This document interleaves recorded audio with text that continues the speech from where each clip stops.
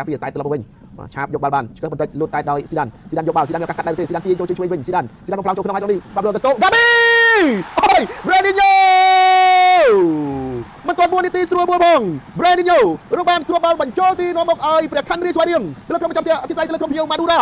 1-0ការបញ្ជូនរបស់ញៀនសុកស៊ីដានផុត1ផុត2 Brandinho ទាត់កាប់បញ្ចូលទីបានយ៉ាងល្អមិនឲ្យអ្នកចាំទីរបស់ម៉ាឌូរ៉ាកីឡាករមីស្វ៉ាសាពូត្រានូឌីនសង្គ្រោះបានទេយើងមើលត្រង់នេះការតែទម្លាក់ឲ្យមុនប្រចាំបញ្ជូនរបស់វិញគៀសមួយទាញចូលជួយដើម្បីងាយស្រួលបញ្ជូនចូលក្នុងមកក្រឡកបន្តិចផុតក្បាលទាត់បញ្ចូលទីបានយ៉ាងល្អ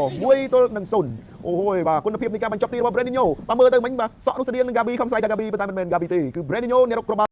ក្នុងនៃការលេងបាទរបស់ស្វ័យរៀងបាទគឺល្អឥឡូវនេះគាត់ឃើញឱកាសរបស់ស្វ័យរៀងទៅបន្តទៀតត្រង់នេះញាក់មួយសិនអត់ទៅមុខសុំជើងចូលមួយជើងស្រាំនេះបាទពីមុនប្រចាំ4កងឲ្យព្រះខ័នរីស្វាយរៀងបន្តនាំមុខលើ Madura United 2-0នៅនាទីទី6សំលេងបាទគឺអើងកងបាទហូបពេញទូកឡាឋានបាទជាមួយនឹងស្នាមញញឹមបាទរបស់អាយដាមឌីវិជាដែលជាប្រធានក្លឹបតតម្ដងបាទគឺរីករាយនឹងចង់ឃើញបាទការប្រកួតលទ្ធផលបាទបែបនេះបាទដែលព្រះខ័នរីធ្វើបានយើងទស្សនាការលេងចេញពីតំបន់ការពារឲ្យប៉ាសេផលស្នៀតកីឡាករឡាវ4ប្រចាំ4កងត្រង់នេះបាទគឺអូសយកឡើងបាទសុទ្ធផុតដៃប្រចាំទីបាទបុកជាមួយនឹងគោលចូលទីបានសម្រេចបាទត្រឹមតែ6នាទីមកចាប់ផ្ទះស្វ័យរៀងបាទធ្វើបានល្អមែនទែនបាទ2-0បាននាំមុខទៅលើក្រុមខ្ញុំ Madura United គ្រាប់ទី1មិញបាទគឺ Brandinho គ្រាប់បាទរត់ឃើញចំណាឲ្យចំណងចូលផ្លោះជើងល្អមែនទែន Gabi កាត់ទៅហើយមិនរត់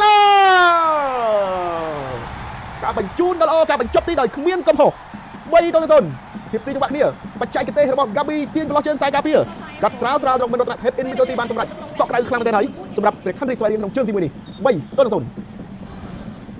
យើងមើល